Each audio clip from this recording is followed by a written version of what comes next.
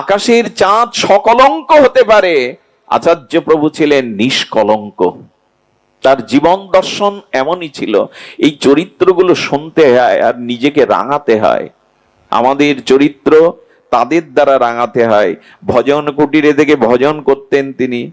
আমরা বেশিক্ষণ আলোচনায় যাব না, শুধু এইটুকু বলবো, তার জীবনে কয়েকটি বিষয় বড় প্রভাব ফেলেছিল।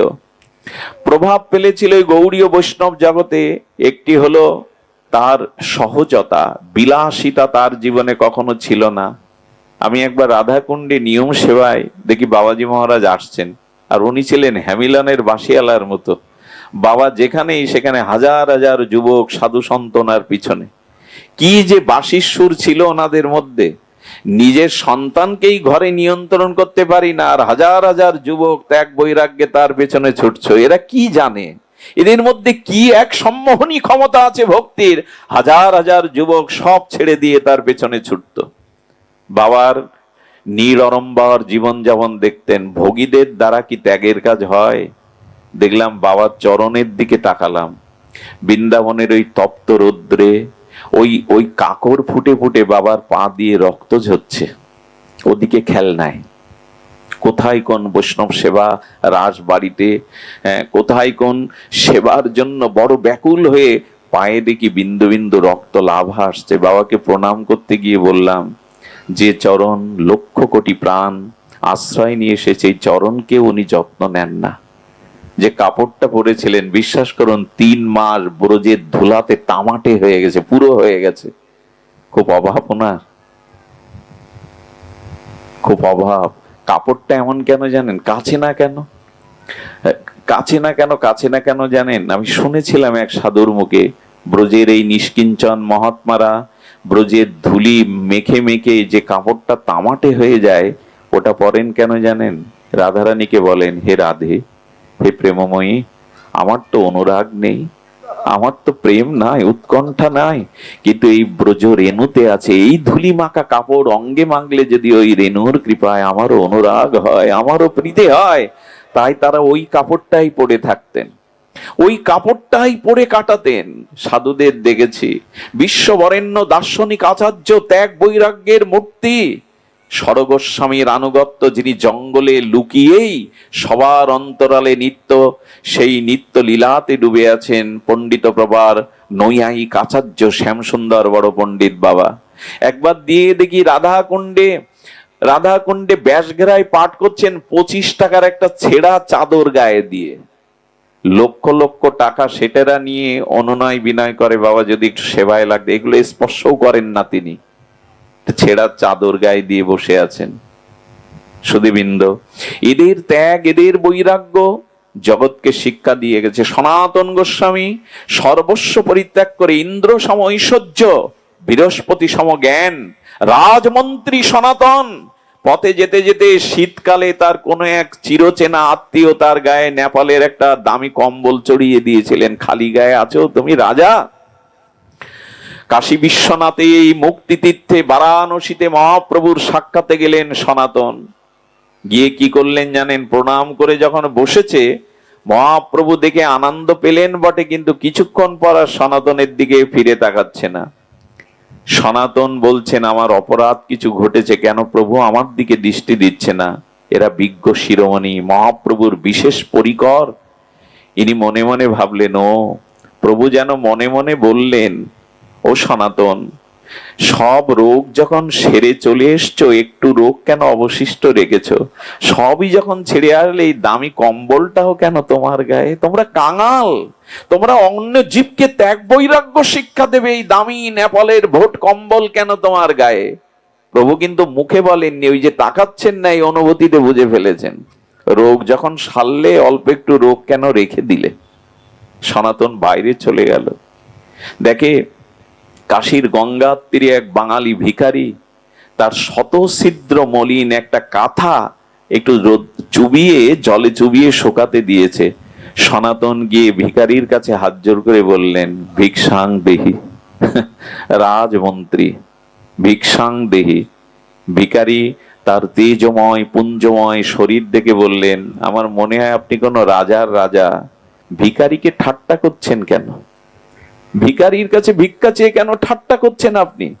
ঠাট্টা নয় গো, আজ আমার থেকে যে কেউ ভিখারি নাই, দেবে? তোমার ছেঁড়া মলিন কাঁথাটা আমায় ভিক্ষা দেবে? তুমি পাগল নও তো? আমার ছেঁড়া কাঁথা নিয়ে কি করবে? বলে ওটাই যে আমার খুব প্রয়োজন আছে, ওটাই যে আমার বড় প্রয়োজন, দাও। উনি কম্বলটা খুলে দিয়ে ছেঁড়া কাঁথাটা গায়ে দিয়ে যে এসে বসলেন, মহাপ্রভু গিয়ে জড়িয়ে ধরলেন সনাতনকে। সনাতন, তোমাদের ত্যাগ বৈরাগ্যই তো জগৎ শিক্ষা নেবে। প্রভুপাদদের চরিত্র ছিল এই গোস্বামীদের অনুকরণ। জীবনে ভালো কোনো জামা গায়ে দিতে তাকে দেখিনি, একটা সাদা ওড়না গায়ে দিয়ে পড়ে থাকতেন। আরো কত করুণা জানেন, এ কথা আমার জিহ্বায় মানায় না। একবার 2 কিলোমিটার পথ বন্যায় নৈহাটিতে 2 কিলোমিটার পথ সেই বৃষ্টি বন্যায় জলমগ্ন, ছোট ছোট সাঁকো, কাউকে সাথে না নিয়ে বাবা 2 কিলোমিটার পথ হাঁটু সমান জল ঠেলে এসেছিলেন এক ভক্তের বাড়ি। এসে বললেন, বসতে দিবি কোথায়, জলমগ্ন চারিদিকে, আমার কাপড়টা তো ভিজে, একটা গামছা কিনে আনতো। সেই গামছাটা পরেই তাকে দীক্ষা দেওয়ার জন্য গিয়েছিলেন। কেন জানেন? 2 বছর আগে নবদ্বীপে তাকে দেখে বলেছিলেন, আমি তোর গৃহে একদিন যাব। সেই 2 বছর ধরে ভক্ত প্রতীক্ষায় ছিল, প্রভু তুমি তো বলেছো কৃপা করতে আসবে, 2 বছর অতিক্রান্ত হয়ে গেল, এলে না। একদিন এইভাবে এই 2 কিলোমিটার পথ পায়ে হেঁটে ভিজে কাপড়ে তাকে করুণা করে গিয়েছিলেন। এই হলো মুরারি মোহন দাস বাবাজি। আর পাবো না জানেন, এমন সাধুরা আর আসবে না। এরা বড় বিরল চরিত্র ছিল। আজকাল সাধু ডাকতে গেলে 2 তলা চায়, অ্যাটাচ বাথরুম চায়, তাদের 4-5 জন সেবক, তাদেরও দেখাশোনা করা চায়। সাধু ঘরে আনা এখন সহজ না। কিন্তু ওনাদের জীবন কেমন ছিল জানেন? আমার জন্মস্থানে বুধাটার ওইদিকে আশাশুনি এক গ্রামে উনি যেতেন। এই আশাশুনিতে মাটির দেয়াল, মাটির কুড়ে ঘর, খাটও নাই, বারান্দায় কাঁচা মাটির উপরে পাটি পেতে গোলপ জ্বালিয়েও বাবা থেকেছেন। সম্ভব এটা? এটা আজকের কোন সাধুদের পক্ষে খুবই দুরূহ। উনি এভাবেও সেবা করেছেন। কাঙাল, আতুর, অনাথ, পিছিয়ে পড়া মানুষদের ছিল তার করুণার ধারা। যাকে দেখতেন কাঙাল, তাকে কৃপা করে বুকে টেনে নিতেন। আমার সাথে একটা ছেলে থাকে অদ্বৈত, অভাবী, খুব অভাবী, ঘরের চালে খড় নাই। ওকে পাঠালাম বাবার চরণে, বলে পাঠালাম যে ওকে বলো বিল্বমঙ্গল পাঠিয়েছে, বাবা যেন করুণা করেন, কৃপা করেন। ওকে দীক্ষা দেওয়ার পরে বাবা ওর পরিচয় তো কেউ দেয়নি, ওর পরিচয় কেউ দেয়নি। দীক্ষা দেওয়ার পরে আমাদের স্মরণীয় আমাদের দাদাজিকে, শ্যামসুন্দর দাদাজিকে বলছেন, ওকে দক্ষিণা কিছু দাও তো। দীক্ষা দিলেন বাবা, ও দক্ষিণা দেবে, ওর কাছে তো কিছু নাই তেমন, ওই একটু ফুল ফল নিয়ে গেছে। বাবা বলেন, ওকে কিছু দক্ষিণা দাও। এরা কোন চরিত্র? শিষ্যটি বসে বসে কাঁদছে, বাবা তাকে কিছু দক্ষিণা দিতে বললেন। সুধীবৃন্দ, আপামর সকলের প্রতি নিতাই চাঁদের করুণা নিয়ে নগরে নগরে, আমার কি মনে হয় জানেন, আমি সকল সম্প্রদায়কে সম্মান রেখে বসছি। মুরারি মোহন দাস বাবা যদি বঙ্গদেশে এভাবে করুণা না করত, আমাদের এই ব্রজপ্রেম হরিনাম আজ যেভাবে প্রচার দেখছেন, এটা সম্ভব ছিল না। অনেকের অবদান আছে, কিন্তু তার অবদান অনস্বীকার্য, স্বীকার করতেই হবে। এত করুণা তিনি করেছেন, অকাতরে করুণা বিতরণ করেছে ঝর্ণা ধারার ন্যায়। হ্যাঁ, নিত্যানন্দ প্রভু যেমন দন্তে তৃণ ধরি আমাকে কিনিয়া লও বলো গৌর হরি, অক্রোধ পরমানন্দ নিত্যানন্দ রায় দন্তে তৃণ ধরেছেন, বললেন গৌর বলে আমাকে কিনে নাও। দাঁড়ে দাঁড়িয়ে ভিক্ষা করছেন। বাবার অবস্থা ছিল সেই নিত্যানন্দের আবেশ। প্রতিটি নগরে, প্রান্তরে, শহরে, গ্রামে, সব জায়গায় এই হরিনাম আর করুণা তিনি বহমান করেছেন। তার জীবনের এই একটি অকিঞ্চন দিক। আরেকটি দিক বড় বিস্ময়কর, সেটি হলো তার হরিকথাতে রুচি। যেখানে হরিকথা বাবা বসে পড়তেন। এই অধমের জীবনে অনেক বড় ভাগ্য, জানি না এটা তাদের কৃপা। যেখানে বাবা বাংলাদেশে আসলে, দক্ষিণ অঞ্চলে গেলে অধমকে বলতেন, বিল্বমঙ্গলকে একটু আসতে বলো, আমি ওর মুখে একটু হরিকথা শুনবো। একবার মনিরামপুর খড়িঞ্চি আশ্রমে আমি আর প্রয়াত ভাগবত আচার্য নির্মলদা পাঠ করছি। বাবা কি করেছেন জানেন? ব্যাসপিঠে না, চেয়ারে নাই, মাটিতে বসে গেছেন। আমাদের তো হরিকথা বন্ধ। বাবা চোখে জল, সজল নয়নে বলছি বাবা উপরে বসুন, বলে না হরিকথা বলো। সেদিন দেখেছিলাম, যাদের ভাগ্য হয়েছে তারা দেখেছে, প্রভুর সন্ন্যাস লীলা শুনতে শুনতে বাবার চোখ দুটো ঊর্ধ্বমুখী হয়ে গেল, মস্তকটা যেন ওপরের দিকে চলে গিয়ে স্তম্ভিত পাথর হয়ে গেল। লাল সেই চোখ দিয়ে বিন্দু বিন্দু প্রেমাস্ত্র পড়তে লাগলো, গালসি গড়িয়ে লালা পড়তে লাগলো, যেন কোনো স্তম্ভ রূপে এক এক মূর্তি, এক প্রেমময় মূর্তি সম্মুখে। আমি অনেককেই দেখেছি, কিন্তু এরকম অষ্টসাত্ত্বিক বিকার বাবার মধ্যে হরিকথা শুনতে শুনতে আসতো। সেদিন ভাগ্য হয়েছিল তার ওই দিব্য চিন্ময় অষ্টসাত্ত্বিক বিকারের লালার চোখের জল আঁচল ভরে নিতে। চোখকে যেন ঝর্ণার ন্যায় প্রেমাশ্রু বইছে। পাঠের পরে একান্ত ডেকে নিয়ে বুকের মধ্যে নিয়ে বললেন, রাধা কথা বলো, কৃষ্ণ কথা বলো, ব্রজের কথা বলো। সেদিনের সেই আশীর্বাদের ছোঁয়া এখনো মনে। আশা শুনিতে দীক্ষা দিচ্ছেন ঘরের মধ্যে। আমি বললাম আমি এসছি, বাবাকে বলো না। আমি পাঠ করতে বসেছি, উনি দীক্ষা দিয়ে আর ঘরে দরজা দিয়ে গিয়ে সবার মধ্যে গিয়ে বসেছে। পারবো তো? বিশ্ব যার চরণ বন্দনা করে, অনন্ত কোটি ভক্ত যার চরণকে অনুসরণ করে, তিনি গিয়ে সবার মধ্যে মাটিতে বসতেন পাঠ শুনতে। হরিকথাতে রুচি না হলে জানবেন ভগবত পথে এক পাও এগিয়ে যাওয়ার সম্ভাবনা নাই। শুধু কি আচার্য প্রভু, আমার মহাপ্রভু যেতেন গদাধর পণ্ডিত গোস্বামীর। টোটা গোপীনাথে গিয়ে মহাপ্রভু মধুর কণ্ঠে ডাকতেন গদাধর, গদাধর। গদাধরের কাছে মহাপ্রভুর পরবর্তী আবেশ শ্রীনিবাস ঠাকুর গিয়েছিলেন। শ্রীনিবাস গিয়ে দেখে মহাপ্রভুর অন্তর্ধানে পাথরের মতো বোবা হয়ে গেছে, নীরব হয়ে গেছে, শোকে পাথর হয়ে গদাধর পণ্ডিত গোস্বামী এ জগতে যেন নাই, বিদায়ের জন্য প্রতীক্ষা করছে। গিয়ে প্রণাম করলেন, কিন্তু সাড়া নাই। পরের দিন শ্রীনিবাস এলো, যখন প্রণাম করছে তখন সেবক কানে কানে বলছেন, আচার্য মহাপ্রভু দ্বিতীয় কলেবার শ্রীবাস এসছে আপনার চরণে আশীর্বাদ নিতে। শ্রীবাসের নামটা শুনে চোখ খুললেন, চোখ দিয়ে প্রেমাশ্রু বলছে আর বলছে, শ্রীনিবাস তুমি এসেছো? হ্যাঁ, মহাপ্রভু আমাকে বলেছে তুমি আসবে, তোমাকে আশীর্বাদ করতে। বলেন প্রভুকে তো পেলাম না, আপনাকে পেয়েছি, আপনি একটু প্রভুর কথা শোনান। শ্রীনিবাস বললেন, আমি হতভাগ্য, আমি প্রভুর সাক্ষাৎ দর্শন পেলাম না, আপনাকে পেয়েছি, আপনি প্রভুর কথা বলুন। শুনবে? তবে শোনো, তোমার প্রভু আসতেন এই টোটা গোপীনাথে, এসে মধুর কণ্ঠে ডাকতেন, গদাধর গদাধর। প্রভু এসে এই জায়গায় বসতেন। দেখো দেখো, এই জায়গাটা এখনো ভিজে কেন জানো? এই জায়গাটা এখনো ভিজে কেন জানো? তোমার প্রভু এখানে বসে প্রতিদিন প্রহ্লাদ চরিত্র, ধ্রুব চরিত্র শুনতে শুনতে এত কাঁদতেন যে কাদায় হয়ে গেছে, এখনো এখানে ভিজে গেছে। এই দেখো প্রভু বসছেন, দেখবে? এই দেখো, এই দেখো, দেখাচ্ছেন হস্তলিখিত ভাগবতের অক্ষরগুলো ভেসে গেছে। অক্ষরগুলো হাতে লেখা তো। বললেন প্রভু অক্ষর ভেসে গেছে কেন? বলে তোমার প্রভু ভাগবত শুনতে শুনতে চোখের জলে হস্তলিখিত ভাগবত অক্ষরগুলো ভেসে গেছে। সুধীবৃন্দ, ভাগবত শুনে মহাপ্রভুর অশ্রুপ্লাবিত হয়ে হস্তলিখিত ভাগবতের অক্ষর ভেসে গেছে। আমাদের তো এমন হয় না। আচার্য প্রভুর চরিত্র এমন ছিল, রাধা কথা হলেই, নিতাই কথা হলেই তার চোখ দিয়ে ঝর্ণার ন্যায় জল পড়ত। আমার কি মনে হয় জানেন, নিজে না কাঁদলে অন্যকে কাঁদানো যায় না। কৃষ্ণ বলে উনি নিজে কেঁদেছেন, গৌর বলে, নিতাই বলে, এই জন্য জগৎকেও গৌর বলাতে পেরেছেন, নিতাই বলাতে পেরেছেন। এই চরিত্র ছিল তার, এই দিব্য চরিত্রাবলিতে। নিত্যানন্দ প্রভুর করুণায় তিনি ছিলেন এই করুণার ধারায়। নগর প্রান্তরে সুদূর আমেরিকা থেকে বঙ্গোপসাগর, কোথায় তার করুণা বহমান হয়নি। আরেকটি যেটা সর্বশ্রেষ্ঠ গুণাবলী ছিল, যেটা গুরু প্রদত্ত আশীর্বাদ, সেটা হলো বৈষ্ণব সেবা, ভক্ত সেবা। আপনাদের মনে পড়ে, এখানে অনেকেই আছেন, বৃন্দাবনে যেতে গেলে 24 ঘন্টা, কখনো 30-32 ঘন্টা লেগে যায়। আর ভক্তদের তো ট্রেনে খুব অসুবিধা হয়, কারণ ওখানে ভালো খাদ্য পায় না, প্রসাদ পায় না।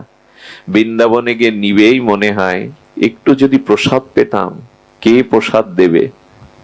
সবখানেই প্রসাদ পেতে গেলে এখন পয়সার প্রয়োজন, অর্থের প্রয়োজন। তারপরে অসময়ে গেলে বলে এখানে প্রসাদ এখন সময়তে না আসলে প্রসাদ পাওয়া যাবে না। কিন্তু আজ পর্যন্ত কেউ আঙুল তুলে বলতে পারেনি যে ব্রজধামে গিয়ে, বৃন্দাবনে গিয়ে, রাসবাড়িতে, মুরারিমনে গিয়ে প্রসাদ চেয়ে পায়নি, এমন কেউ নেই।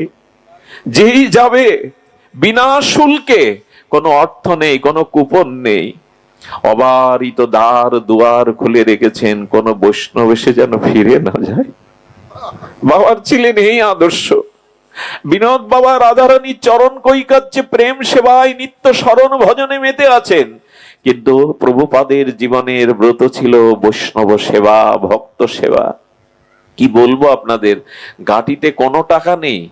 কোথাও দাঁড়িয়ে মনে হলো এখানে 64 মন্ত্রের ভোগ হবে, 56 ব্যঞ্জন হবে। রাধারানীকে স্মরণ করলে আমার মনে হয় রাধারানী অন্নপূর্ণাকেই পাঠিয়ে দিতেন। কিছুই নেই, কিন্তু 56 ভোগ, 64 মন্ত্রের ভোগ হয়ে গেল। সূর্যকুণ্ডের উৎসবে আমাদের ধনঞ্জয় কৃষ্ণ দাস ছিল। সে বড় অদ্ভুত ব্যাপার, ভৌতিক ব্যাপার। কোথা থেকে যে কি আসে কে বলতে পারে? আমি আশ্চর্য হয়ে যাই। আমরাও তো চাকরি বাকরি, ব্যবসা, কৃষি করি, আয় রোজগার করি। ওই 4 দেয়ালের মধ্যে 4-5 জন পরিবারের সদস্যকেও মন তুলতে পারি না, খাওয়াতে পারি না।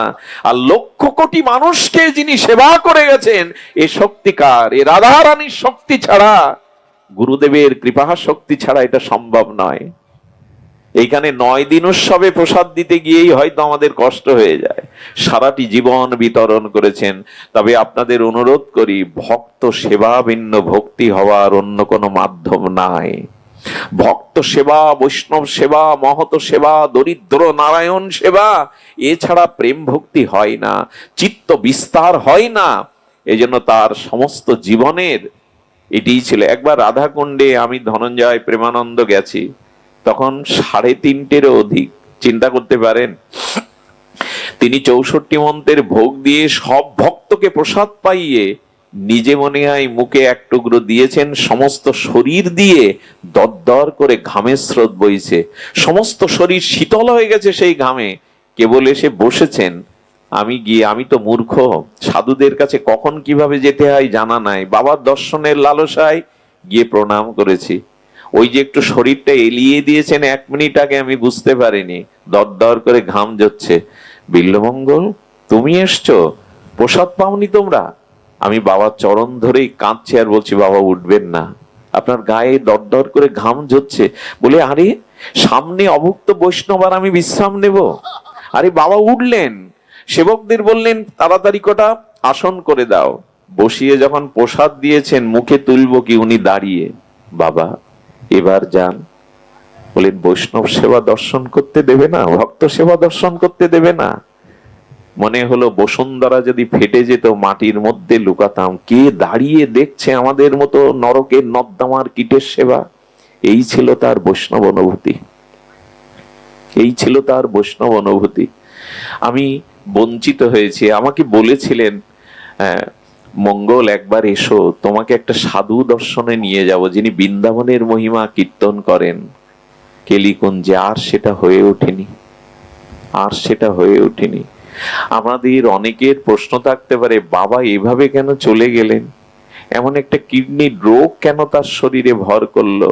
একটা কারণ বলি, কারণটা আমার মনে এসেছে বহুবার।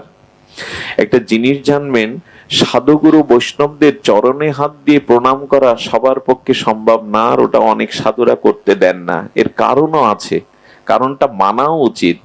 কিন্তু এই জগতে কিছু সামর্থ্যবান, নিত্যানন্দ প্রভু কাউকে হাত দিয়ে কৃপা করেননি, জানেন? নিতাই চাঁদ কাউকে হাত দিয়ে আশীর্বাদ, বলে তাহলে কি দিয়ে করেছেন? বলে পা দিয়ে। বলে এটা হয়? মানুষের উত্তম অঙ্গ মাথা, তাতে পা। বলে আমরা দেবতার পুষ্পাঞ্জলি দেই কোথায়? তুলসী কোথায় দেই? চরণেই তো দেই, কারণ চরণেই তো সব। নিতাই চাঁদ বলেছিলেন, এবার আমার যা আছে সব দিতে এসেছে, আর বাদ রাখবো না। তাই চরণ দিয়েই কৃপা করেছেন। সেন শিবানন্দকে যাকে পেয়েছেন, রঘুনাথ দাস গোস্বামীর আকর্ষণ করে মাথায় চরণ তুলে দিলেন। আমাদের এই প্রভুপাদ, আচার্যপাদ, বৈষ্ণব সেবার মূর্তিও ছিলেন। তিনি চরণ ধরতে কাউকে নিষেধ করতেন না, নিয়ে যা, আমার যা কিছু আছে নিয়ে যা।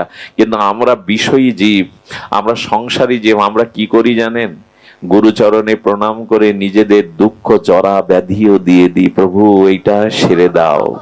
একটা কথা বলি, রোগ সারে না, রোগ সরে, এইখান থেকে ওখানে যায়। কোন সাধুগুরুর চরণে প্রণাম করে নিজের রোগ নিবেদন করবেন না। সাধুর হৃদয় কেমন জানেন? ওই প্রার্থনার কাতরতা উনি নিজে নিয়ে নেন। রামকৃষ্ণ দেবের, পরমহংস দেবের গলায় ক্যান্সার হওয়া সম্ভব? নিয়ে নেন।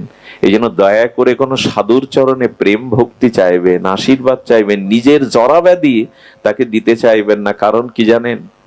তাদের মতো এই এই এই নিত্যানন্দ আবেশ মূরতি যদি আরো 10 বছর বাবা থাকতেন, আজ যদি তিনি জগতে থাকতেন, আরো কত ভক্তির মহিমা, নামের মহিমা প্রচার করতে পারতেন। এগুলি আসলে আমাদের মতো বিষয়ী জীবের রোগ শোক তাদের চরণে নিবেদন করাতে তারা এগুলো নিয়ে নিয়েছিলেন। তাদের ওই শরীর, আপনারা জানেন, দেখবেন সাধুর শরীরের মহিমা। প্রেমানন্দ, কেলিকুঞ্জে প্রেমানন্দ বাবার, সে ডায়ালিসিস করুক আর যাই করুক, কি দিব্য শরীর দেখলে, হ্যাঁ, আশ্চর্য সাধুর মহিমা। রাষ্ট্রপতি মহোদয় তার সাথে দেখা করতে যান সাধুরকে। বিরাট কোহলির গলায় মালা তিলকে ভাবা যায়? হ্যাঁ, আমাদের বলিউডের অনুষ্কার গলায় মালা হবে আর উনি সাষ্টাঙ্গে প্রণাম করবেন, এটা সম্ভব? এদের দ্বারা সম্ভব। একটু দর্শনের জন্য সারা রাত জেগে রাস্তার পাশে ফুল ছিটিয়ে বসে থাকে। এদের দিব্য চরিত্রাবলী এই জন্য সাধু বাবা নিয়েছিলেন। ভক্তের এই জরা ব্যাধি তিনি চরণ বাড়িয়ে দিতেন, চরণ বঞ্চিত করতেন না। সবাই নিষেধ করত, কিন্তু দিতে তো এসেছিলেন, সর্বস্ব দিতে এসেছিলেন তিনি। তার এই করুণা ধারা আমাদের জীবনে আর এমনি করে পাবো না। সুধীবৃন্দ, আমি সময় না নিয়ে বলি, বাবার সেই চলে যাওয়ার সময়, জীবনে অনেক করেছেন তিনি, কিন্তু তার এই করণীয়, তার এই দিব্য চরিতাবলী অনন্ত সিন্ধুর মতো, আমার মতো সাধারণের পক্ষে এটি বর্ণনা করা সম্ভব নয়। সহস্রাব্দে হয়তো ইনারা একবার আসেন। সুধীবৃন্দ, মুরারিমোহন বাবাজি শুধু 64 মন্ত্রে ভোগ আর 56 ব্যঞ্জন খাওয়াননি, কি করেছেন জানেন? আমি অন্য কথা বলছি না এই কারণে, কারণ যার কারণে এই বিবাহ উৎসব, তার চরিত্র কথা এখানে বলা উচিত। ক্ষেত্রের বিষয়ের একটি মহিমা আছে, আমরা অন্য কথার দিকে যেতে পারি না। আজ তার চরিত্র, দিব্য মহিমা, লীলাবলী বলবার, আস্বাদনের, গুণকীর্তনের, শ্রবণ কীর্তনেরই দিন এই কটা দিন মহোৎসবে। তবে একটা কথা এই পরিসরে বলে থাকি, বলি এই জন্য, আচ্ছা, যার মিলন হয়নি তার কি বিরহ আসার সম্ভাবনা আছে? এটা কি উৎসব হচ্ছে? বিরহ উৎসব। বিরহ কার হয়? যার মিলন হয়েছে। যেখানে মিলন নেই সেখানে বিরহ রস আসতে পারে না। তা আজকে কাদের বিরহ জাগবে জানেন? যাদের তার সাথে আত্মিক মিলন হয়েছে। মিলন না হলে তো বিরহ রস আসে না। সম্ভব এবং বিপ্রলম্ভ এই দুটি রস আমাদের গৌড়ীয় আচার্যগণের আস্বাদ্য রস। তবে এইটুকু বলি, মিলনের থেকে বিরহ রস আরো সমৃদ্ধশালী। কারণ মিলনে প্রিয় চোখের সম্মুখে থাকে, আর বিরহে জগৎময় তিনি থাকেন। আজকে মুরারি বাবা নাই এ কথা কেউ বলবেন না, তিনি অপ্রকটে আছেন। বিরহ যদি কারো জাগে কোনো শিষ্যের, তবে তিনি চারিদিকেই শুধু তাকে দেখবেন। যেখানে যেখানে তার নয়ন মন, সেখানেই তাকে দেখবেন। বাবা যাননি কোথাও, আজও তিনি আছেন। স্বপ্নেতে আসবেন, অনুভূতিতে আসবেন, প্রেরণায় তিনি আসবেন। তিনি আছেন। শিষ্যদের প্রতি তার দায়িত্ব কর্তব্য ফুরিয়ে যায়নি, আজও তিনি আছেন। কিন্তু বিরহ জাগে কাদের? মিলন যাদের হয়েছে। মিলন না হলে বিরহ আসে না, বিরহের প্রশ্নই আসে না। ভাগ্যবান ভক্ত, তার সাথে যাদের মিলন হয়েছে, সেই সাথে আজ যারা বিরহ উদযাপন করছেন, এই বিপ্রলম্ব বিরহের রসের মধ্যে দিয়ে তাকে আস্বাদন। বাবাজির দিব্য চরিতাবলী বলি, আমরা সময় নেব না, অনেকটা দেরিতেও পৌঁছেছি। গুরু মহারাজ তখন অসুস্থ লীলায়, প্রভুপাদ তখন অসুস্থ লীলায়। সেই ছিল মুরারি মোহনে কেশিঘাটে তিনি শুয়ে আছেন। আপনারা দেখবেন তার অসুস্থ লীলার যে ছবিগুলো পোস্ট করা হতো, উনি প্রায় নাম বলতেন। হ্যাঁ, উনি প্রায় নাম বলতেন। প্রতিটা ভক্ত তার কাছে যদি জিজ্ঞাসা করতো, বাবা কত মালা নাম নেব, একটু মৃদু হেসে বললেন, নিঃশ্বাস প্রশ্বাসে নাম নেবে, নাম বিরতি দেবে না। নাম যেন বিরতি না হয়, নাম বিরতি হলেই সেখানে প্রবেশ করবে শয়তান। উনি বারবার বলতেন, শয়নে স্বপনে জাগরণে সর্বদা নিঃশ্বাস প্রশ্বাসে নাম নেবে। এই নাম ছিল তার জীবনের আশ্চর্য হতে। আমাকে যদি এখানে বলেন আধা ঘন্টা নৃত্য করতে, বিল্লমঙ্গল পারবে না। মেদিনী কাঁপিয়ে 4 ঘন্টা নৃত্য করতেন একটানা। এ কি সম্ভব? কোন রক্ত মাংসের শরীরে সম্ভব? 3 ঘন্টা যুবকদের নিয়ে মেদিনী কাঁপিয়ে কীর্তন করতেন বাবাজি মহারাজ। এটি কার পক্ষে সম্ভব? এই ছিল তার চরিত্রাবলী।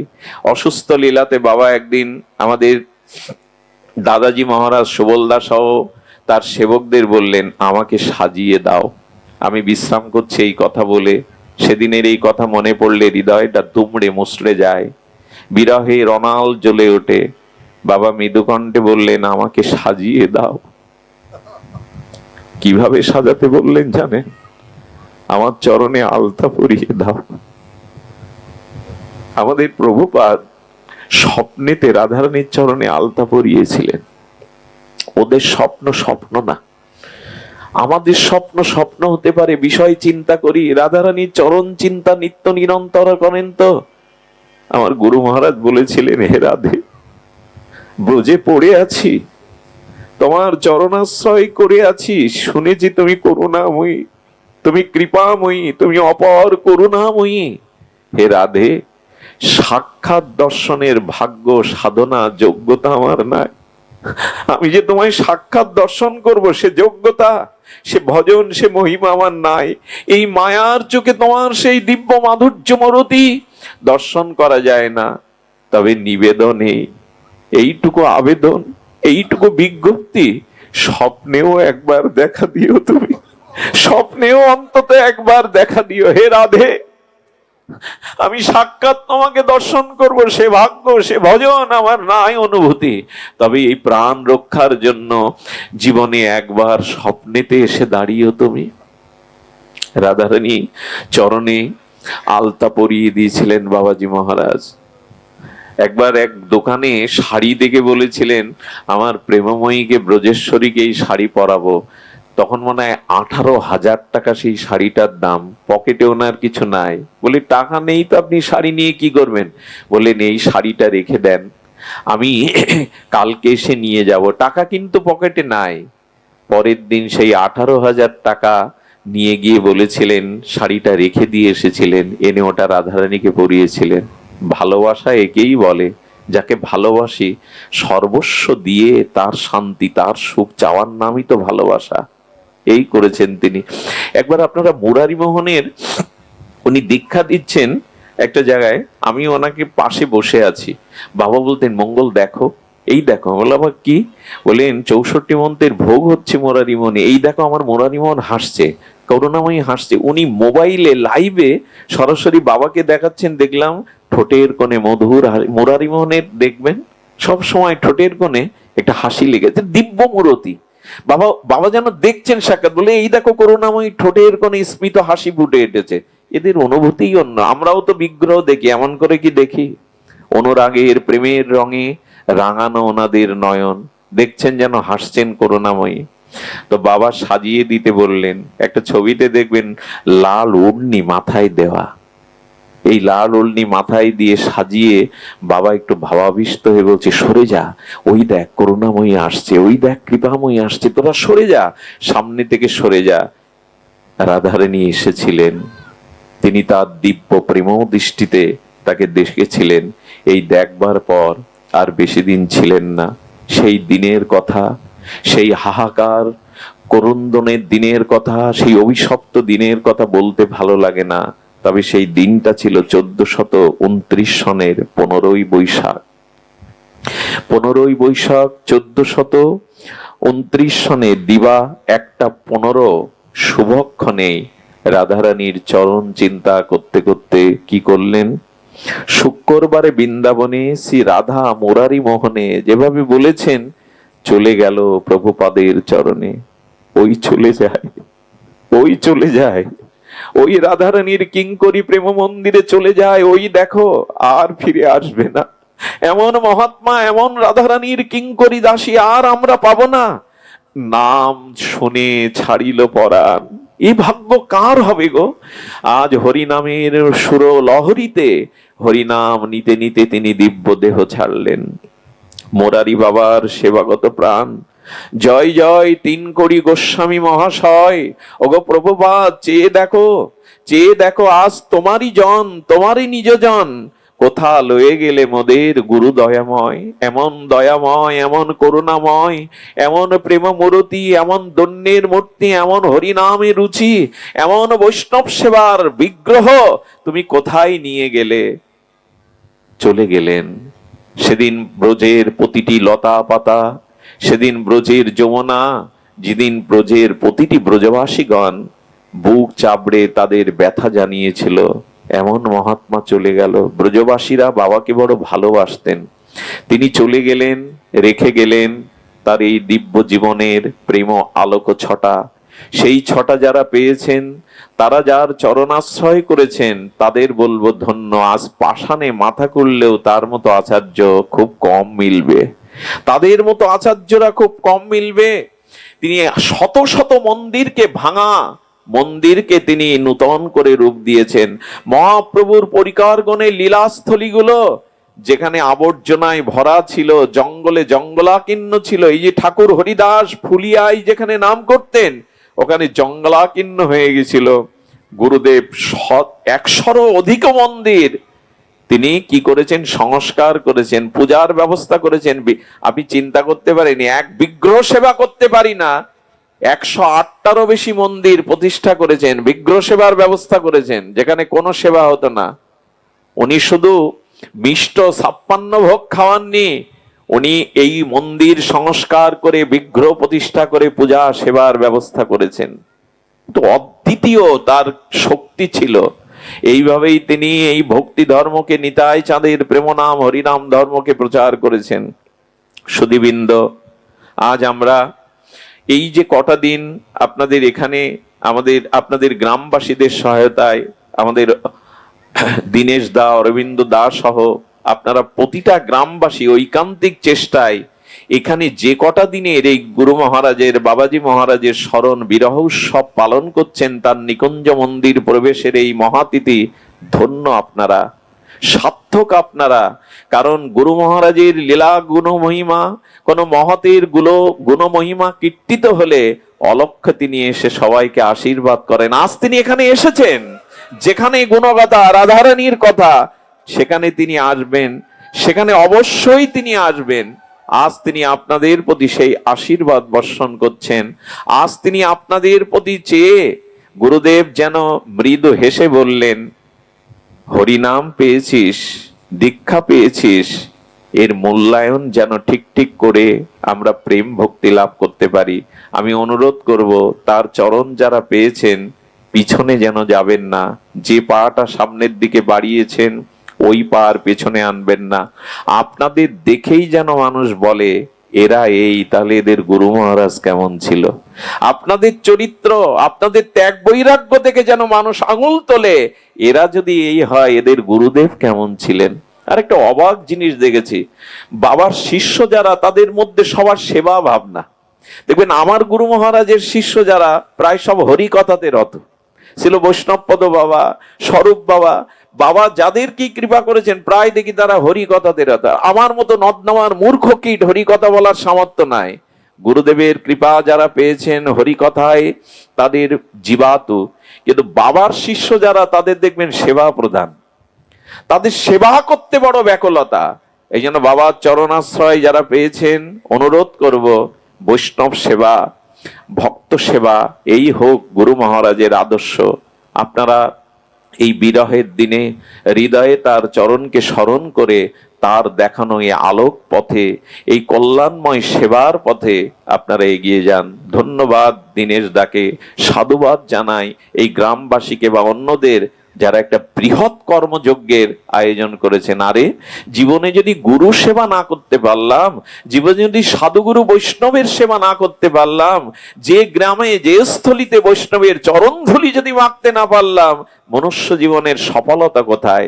ধন্য আজ এই গ্রাম, ধন্য এই মন্দির, যেখানে সাধুগুরু বৈষ্ণবের সম্মিলনে আজ এই প্রেম ভক্তি স্রোত বইছে।